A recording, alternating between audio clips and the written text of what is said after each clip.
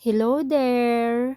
Andito nga pala ulit tayo ngayon sa Ukayan at dahil nga day off ay malamang dito ulit ang punta natin.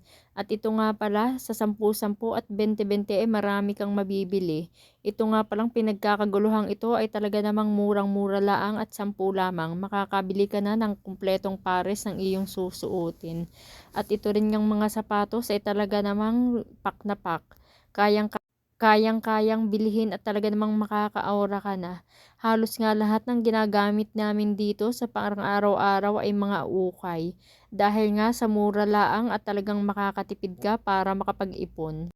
Dito nga pala ito sa Suying, sa may park. Sobrang ganda rin dito at talagang pwede kang magpaupo-upo at manood sa mga nagkakagulong mga tao dahil sa dami ng pwedeng bilhin. Sa halagang 10 ay makakabili ka na dito ng panggala mo. At dahil nga napagod na ako sa kakaikot ay nagpahinga muna ako dito sa may upuan. At napapansin ko na ang mga tao ay talagang paikot-ikot para makahanap ng gusto nilang mabili. At heto nga pala ako, char, ngiti-ngiti lang. So magsisimula na ulit tayo maya-maya pagkatapos nating magpahinga ng kaunti. May tumabi nga pala sa akin dito.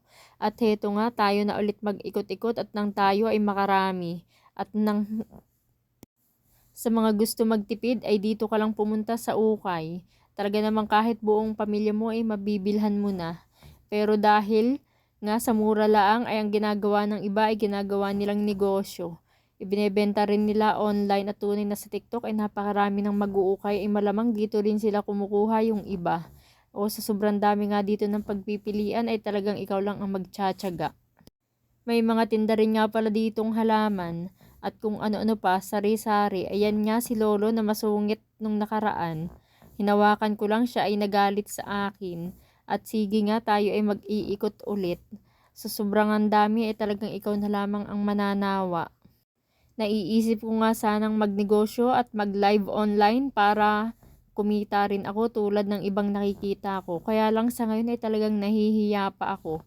Kaya bigyan niyo ako ng lakas ng loob at lakas ng boses para marinig niyo ng malinaw ang pag-o-online ko at pagla-live. Sana ay suportahan niyo ako para naman